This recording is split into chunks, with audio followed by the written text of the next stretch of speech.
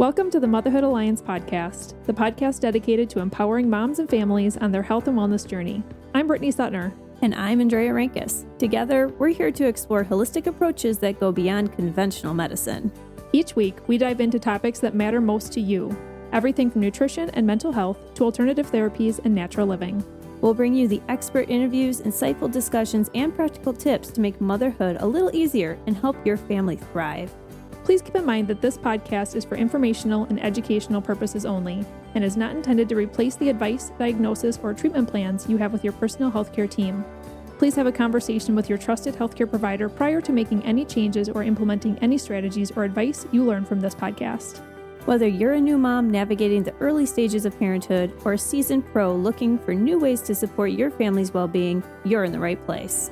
Here at the Motherhood Alliance podcast, we challenge the status quo, ask the tough questions, and offer a supportive community for moms who want to make an informed, holistic choice. Thank you for joining us on this journey. Let's get started. Hi, we are Britt and Andrea from motherhoodalliance.com, and we are excited to welcome you to a 4-episode series with Sara Lindgren, a registered nurse, functional nutrition professional, health restoration coach, assistant professor of nursing, and the owner of Inspire Wellness NEW. With over 20 years in healthcare and a passion for functional and integrative wellness, Sara helps people uncover the root causes of chronic illness and guide them towards stronger, healthier bodies. She's all about practical foundational habits like sleep, nutrition, and movement that empower the body's natural ability to heal. And I will say, we go pretty in-depth in the science side of these episodes because, like I mentioned, she's a professor, so she really knows her stuff. When she's not coaching or teaching, you'll find her staying active, enjoying family time on her boat, cheering on her 3 daughters at their music and sports events, or traveling with her husband, Tim. It's time to turn up your volume. Let's welcome Sara to the mic. Hey everybody, welcome back to the podcast. We are back here with Sara Lindgren. Welcome back, Sara. Thank you. We had an awesome conversation with her in the first episode, talking all about cortisol and stress, flight response, inflammation.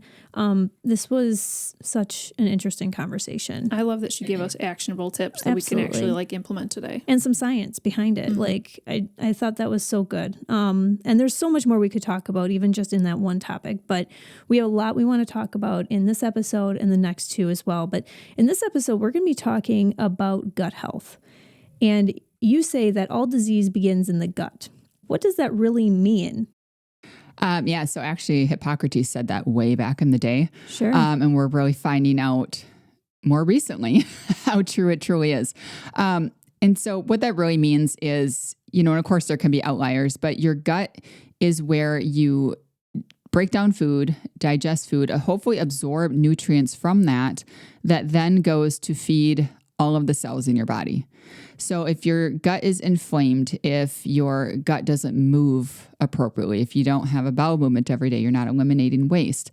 If you have overgrowth of yeast in the gut, if you have imbalance of bacteria in the gut, all of that is going to affect how you digest and therefore absorb. And that then will affect every part of the body. If the body doesn't have the tools to repair itself, it won't do it. And you got to think, well, where do I get the tools? Oh, well, from water I drink, from food that I eat, from those nutrients that we're taking in. Yeah. So, oftentimes somebody might think, I have a gut issue because maybe I have noticed I haven't pooped every day or, I have some diarrhea. But can you have gut issues even if you seem to be pooping normal? 100%. Okay. You can have gut issues even if you have no gut symptoms. And what I mean by that is you can have dysfunction within the gut that is affecting other parts of the body because, again, it's affecting maybe how you digest and absorb your nutrients. So, for example, I wish I had a diagram I could show everyone, but you have your gut lumen, which is the tube, of course, where things are moving through your gut. And you have an epithelial lining, which is just the inner layer of cells. And they're a very dynamic, very important layer of cells because they do a ton of different things. And those cells are held together by these tight junctions, if you will. And if those tight junctions become leaky, for a variety of stress can do it, going back to our prior episode, undigested proteins, waste particles, just anything in the gut, for example, that can then get through those different tight junctions. And what lies behind there is an immune layer, if you will. And you have a bunch of immune cells that are just there ready to go.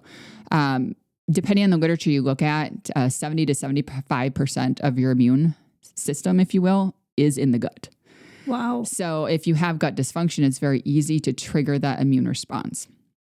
And again, if things kind of get through that leaky layer, if it's dysfunctional for any reason, it can trigger and then upregulate that immune response. So it becomes hypervigilant, meaning it kind of becomes on the prowl for just anything and everything. It becomes hyper-responsive. And then maybe these are patients who are frequently ill, frequent infections, histamine issues, a lot of different things. If it gets past that layer with the immune system, if you will, right behind that is your bloodstream. So now things from the gut that maybe should have stayed in the gut, but were able to leak through that layer, can trigger things in the bloodstream. Well, your blood goes everywhere. So now you have maybe some systemic inflammation getting set up.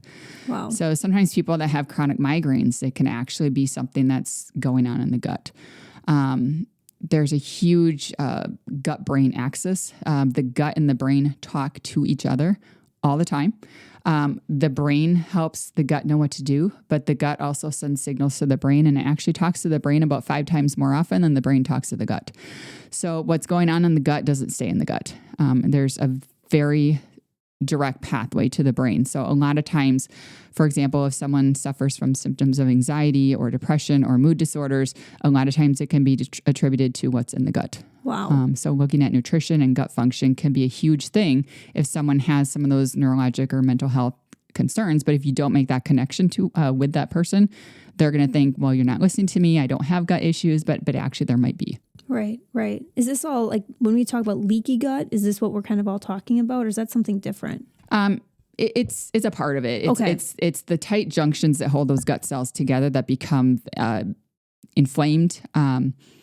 They become loose, if you will. And so I mean, that can lead to a lot of these systemic issues. Yeah. Okay. There's a lot of other things that can go on, but again, when you have, let's say that you have a chronic stress issue and you're trying to make cortisol, kind of again going back to our first episode, that cortisol need is very, very high.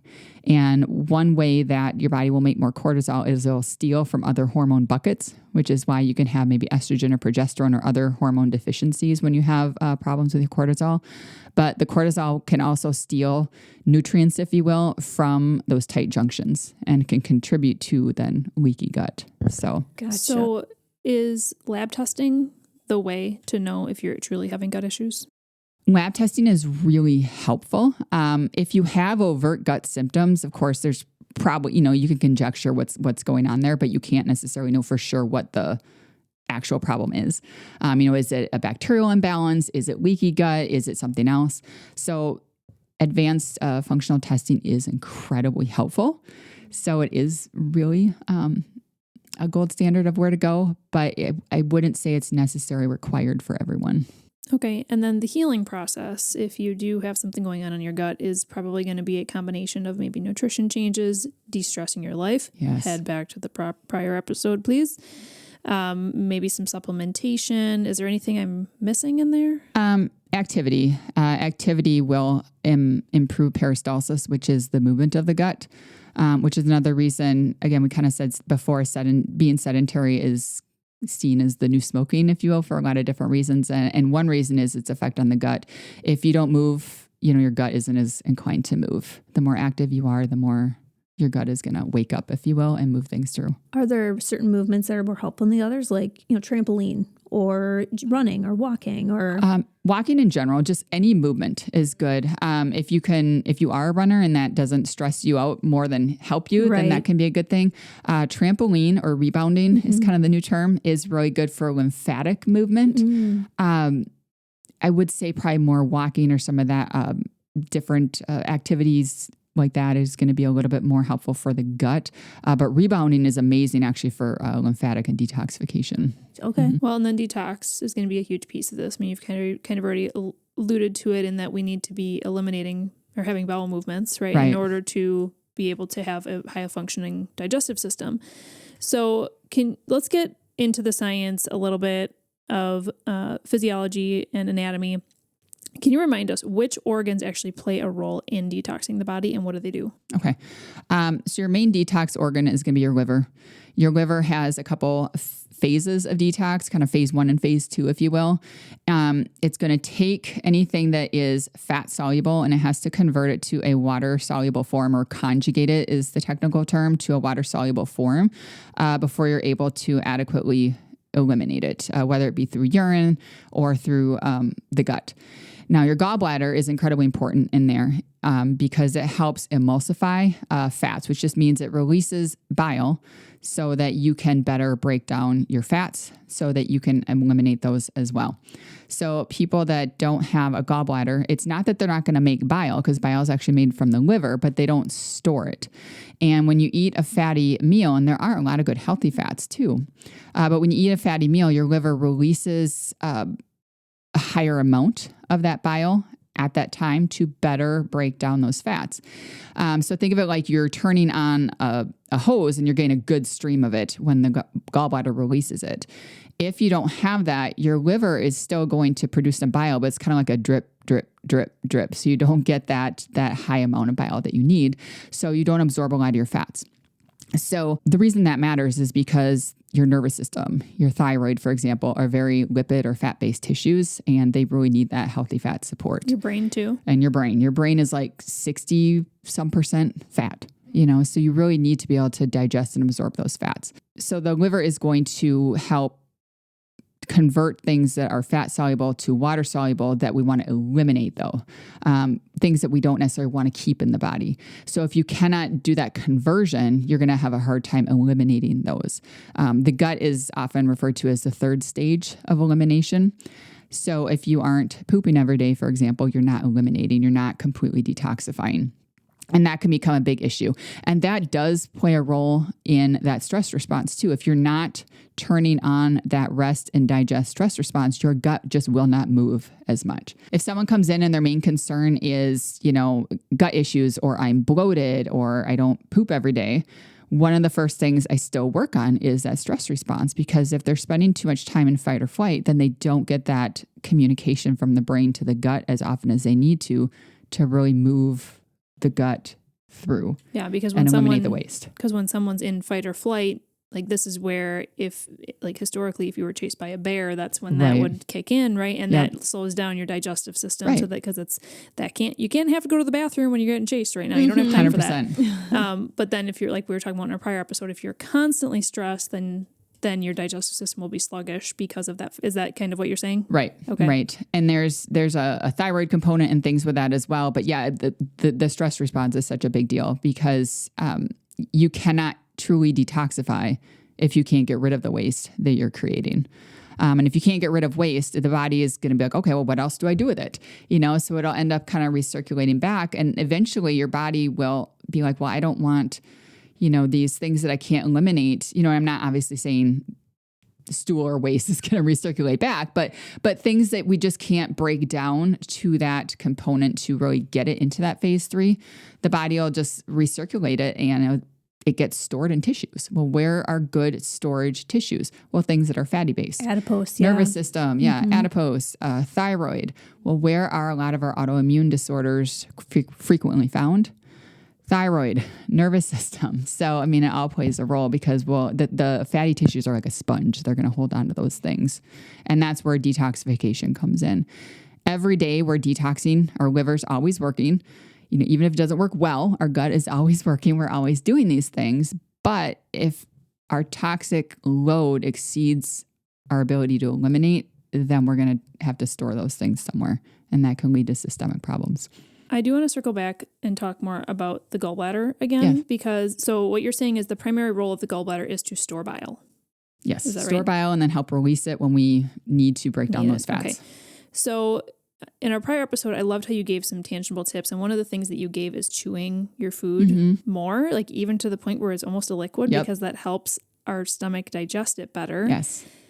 If somebody, especially for somebody who doesn't have a gallbladder, is there something we can do to help break down the fat better in our mouths, or like preparing our food? Because obviously some of these fats, especially healthy fats like olive oil, is already in liquid form.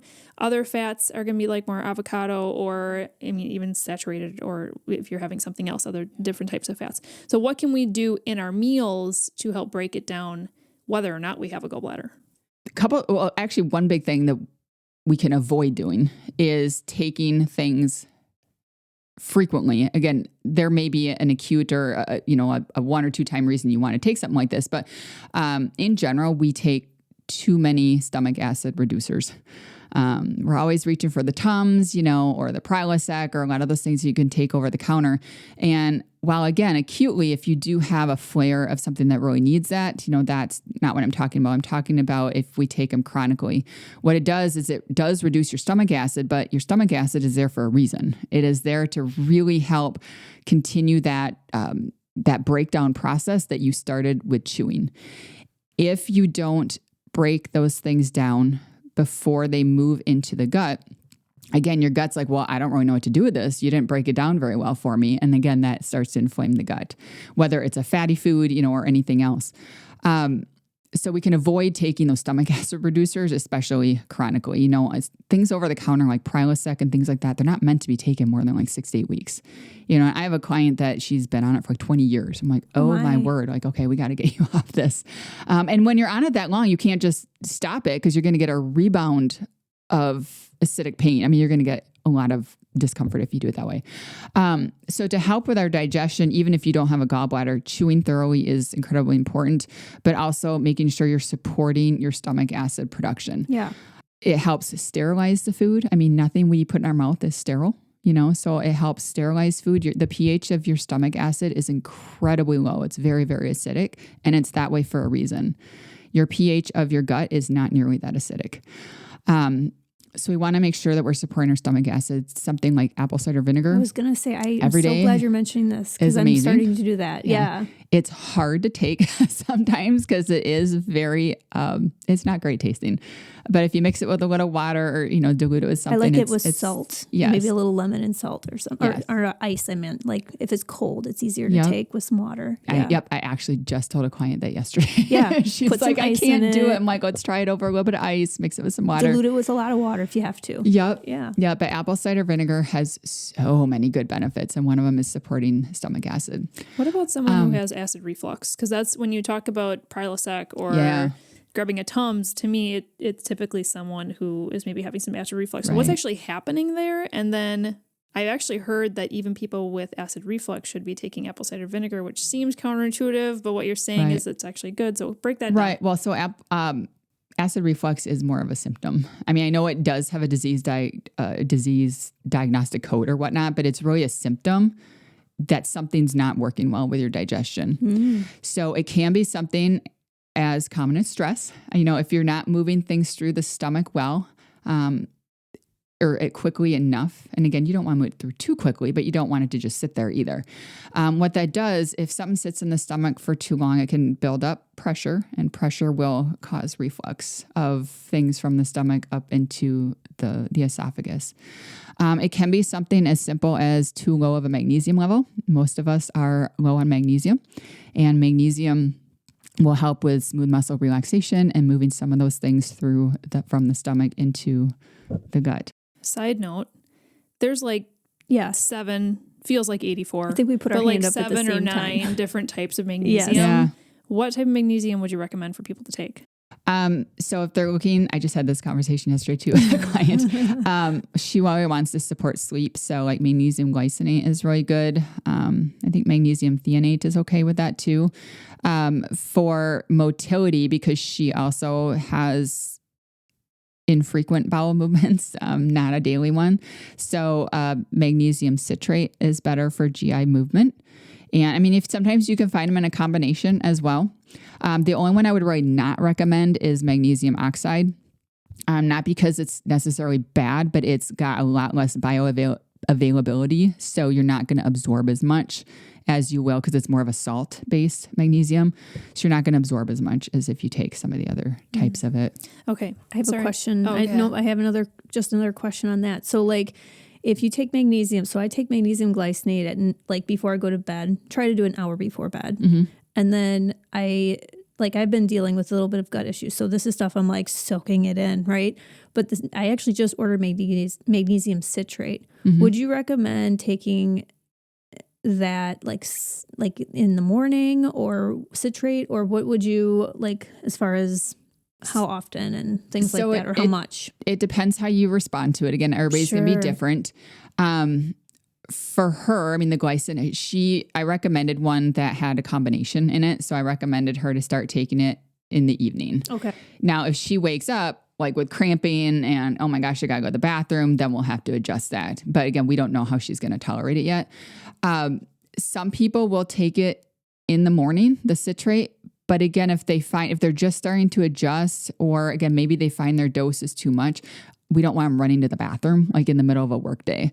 So that's the only caveat with maybe taking it too early in the morning is you have to kind of trial and error it. Like, how is it going to work for you?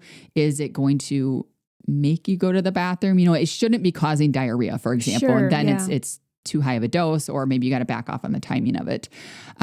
So it's hard to give you like a blanket statement of when to take it, but sense. It's trial and error. It's not going to hurt you either way. It's just, you got to figure out what's going to work best. Right. Exactly. Mm-hmm. Okay. But then you were talking about ways to support our stomach acid. Oh, yes. Yes. So apple cider vinegar is an amazing one. Sometimes you can take things like digestive enzymes that will actually help. I mean, it's directly stimulating the pancreas, but it also helps then support digestion within the stomach as well. So that's a good one as well. Do you take that before every meal? Or usually, yes. Okay. Yep, if you're taking it before every meal. Betaine hydrochloride or hydrochloride, HCl, if you've heard of that one. Sometimes, again, you can get it in a combination with digestive enzymes, but betaine, HCl is very good for supporting stomach acid as well. Fermented foods are really good for digestion, like sauerkraut, kimchi, like kefir, those kinds of things. Like I usually, for example, I just did a story on my Facebook post. It's going to be gone by now, but about what I eat in the morning. And one of the things, I know it sounds kind of crazy, but I'll have my apple cider vinegar, and then I'll have a spoonful of sauerkraut. Yeah. So, to help with just that. Get it all done and over with. Yep. It really sets your gut up for a good day. Love it.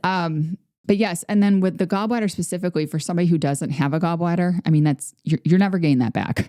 So that is one area where I tell clients, while most supplements are not designed, in my mind, to be permanent, there are some things that may need to be long-term, like something to support gallbladder function because you don't have one. So for example, ox bile is really good to help with that fat emulsification and things like that when you don't necessarily have a gallbladder. That's going to help you. Beetroot, artichokes, and you can eat those too. I mean, you don't necessarily have to take them as a supplement, but beets and artichokes are really helpful for gallbladder function, especially again in the absence of one that you can do to support.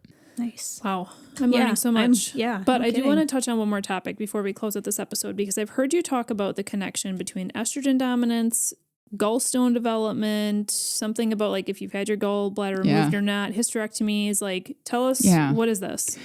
So I'll set you up with like a scenario that I know people that have had this exact thing happen. So lots of things that can lead to estrogen dominance. And what that means is your estrogen is higher than your progesterone. And again, certainly they measure in different amounts in general, but you want them in normal, for lack of a better word, normal amounts. You want both of those in very normal amounts in the body because they balance each other out. They each have a role. Progesterone is more calming, anti-inflammatory. So again, it has to balance that estrogen out. There's a lot of different reasons you can become estrogen dominant. Gut is one of them. So for example, I'm going to back up a little bit. When you create hormone, you use them and then you have to get rid of them. Estrogen is one of those. Your liver helps break down estrogen and eliminate it through the gut. Okay, so you're eliminating some estrogen breakdown through the gut. Now, if you have an imbalance in gut bacteria, or specifically if you have an overabundance of bacteria that produce something called beta-glucuronidase, you cannot eliminate estrogens as effectively, which means they circle back into the body and contribute to estrogen dominance. So that's one connection between like gut and estrogen. If you have high levels of estrogen, that is a risk factor for gallstone development. Okay. So if maybe you have gut issues, let's just say you do, and that contributed to estrogen dominance. So now you're going to the doctor and you're like, I've got these really heavy periods. I've got cramps. I've got breast tenderness. Maybe they even have developed a fibroid in the uterus, because those can be related to high levels of estrogen. So in the meantime, again, estrogen is a risk factor for gallstone development. So maybe they also go in saying, I'm having all this pain in my right upper quadrant. And the provider says, oh, yep, you have gallstones. So what do we do for gallstones? We take the gallbladder out, and then we can have all the issues that we just talked about. Is that the only solution for gallstones? It's the only conventional solution. I mean, if they are so big that they're not going to break up, you may have to get your gallbladder out at that point. I'm not a surgeon. I don't know that I'm not in those conversations, but I've worked in the ER long enough. When we had someone who had gallstones, they weren't offered another solution other than to get the gallbladder out. About maybe some other options. Right. Yeah. Now, again, like when they're so big, is there really a realistic chance that they're going to be broken up with all these different things that you can do? I don't know the answer to that. Right. But a lot of times that's, hey, let's just go take your gallbladder out and then don't eat fatty foods for the rest of your life. Like that's what they're told. Great. Yeah. So again, estrogen dominance can contribute to those gallstones. So now I go in, I get my gallbladder out, and now I've got all these gallbladder issues that I don't really know are attributed to my gallbladder for the rest of my life because I wasn't given that education. Wow. In the meantime, my estrogen dominance is leading to heavy periods, and I keep getting these fibroids and maybe these cysts. So what are we going to do? Are you done having kids? Yep. Well, let's just take your uterus out. Oh man. So now what a cascade. Yep. Yeah. So now I don't have my gallbladder. So I have digestive issues. I don't have, and by the way, bile is very antimicrobial too. So it helps with microbial balance in the gut. So another thing you're not going to necessarily have if you don't have the gallbladder. So now I've got my uterus taken out, and now I'm going to have other estrogen imbalances because I no longer have my uterus, and I'm probably pre-menopausal age. Yes. So I'm too early to have all of these dysfunctions. And now I'm stressed because I'm constantly not feeling well. So my cortisol is going up, and now I'm gaining all this weight, and I don't know why. My hair is thinning, and what do I do? Wow. Okay. And then they come to you. And they already don't have their gallbladder. They already don't have their uterus. Yes. And so what would be your approach, and keeping this high level just for time's sake, is just what would be your approach in helping them? Like, what would that journey look like to help them balance some of these things when they can't get some of it back? Well, I kind of go back and try to find out symptoms before everything happened, because really going back, because that can really help you with root cause.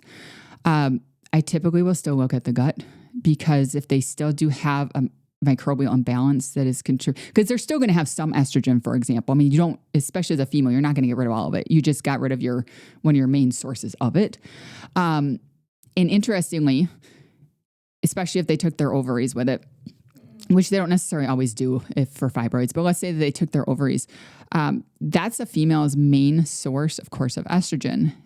The other places you get it are your adrenals, which are also busy producing my cortisol. So if I'm really stressed and I'm prioritizing cortisol, I'm not going to prioritize that estrogen. Yeah. Where's the third place I can get estrogen? Fat. So if I'm now relying on my fat for my estrogen, I'm not going to lose weight. That makes sense. And if I have high cortisol levels, I'm not going to lose weight. So those are the patients that have weight loss resistance as well. So again, I look at the gut, because if there's an imbalance in the gut, that can be a root cause of all of these things. And then we also will do things to tame that stress response, because they're probably mentally stressed at this point. I can't necessarily go back and give them the organs that were taken out, but we can work on how their body is reacting to stress and try to tame that cortisol to try to allow it to the adrenals maybe to produce more of the estrogen, or allow, some of that kind of balance, if you will, to really start to realign. And so looking at the gut and looking at the stress hormone, and then also looking at some food nutrition, of course. There are some foods that will help promote estrogen, like flaxseed, anything that's soy-based, as long as they can tolerate soy. Those kinds of things are really good. Of course, it's not going to give them all the estrogen back, but it's something that can support it. Nice. Wow. That was jam-packed. That was awesome. Unfortunately, there's probably a good handful of people that very much relate to the person that you just laid out there. Maybe not the entire journey, but at least portions of it. You do offer a free 30-minute discovery call. Yes. Is that correct? Yes. Okay. So if someone wanted to just connect with you, they were like, I identified myself in this conversation, I want to have a conversation with Sara. How would they book that call? On my website, inspirewellnessnew.com, there is a link right on there that says book discovery call. So they can do that. That's going to be the easiest way to do it. I believe on my Facebook page, I have a link where you can book a call as well. So that's another easy way to do it. Or I just have people sometimes email me like, hey, I want to book a call, or hey, I have these questions. And then I'll email them the link right from the email as well. Perfect. Yep. And I know that you also wrote a blog for Motherhood Alliance. It's on your profile. It's called How Gut Health Impacts Mental Health, the Gut-Brain Connection Explained. So if you guys want to continue this conversation on your own, you can we'll link to that in the show notes. You can read through that blog, get some more helpful tips from it, and then you can connect from Sara straight through Motherhood Alliance website as well. All right. 2 more episodes coming up. I think each of these episodes could be at least 2 hours long. I know. we could really talk so to. much about this. It's so good. Yeah. But next up, we're going to be talking about autoimmunity. And I think this is also going to be a really, really awesome conversation because autoimmunity is everywhere. Now we're hearing all about Hashimoto's and these different symptoms that are leading to these diagnoses. And nobody wants to develop these, but can you develop them? And so we're going to be breaking all of this down in our next episode, followed by the 4th one will be all about peptides. So we are excited to come back shortly with the next one. If you enjoyed this episode, would you consider leaving a rating or review or sharing it directly with a friend who could benefit from the information? We know that you're a busy mom or caregiver, and our goal is to make your life easier by bringing tips and tricks directly from experts into your earbuds. By sharing this episode with someone you love, you can play a critical role in helping to make their life easier as well. We appreciate your time, and thank you for being a part of the Motherhood Alliance family.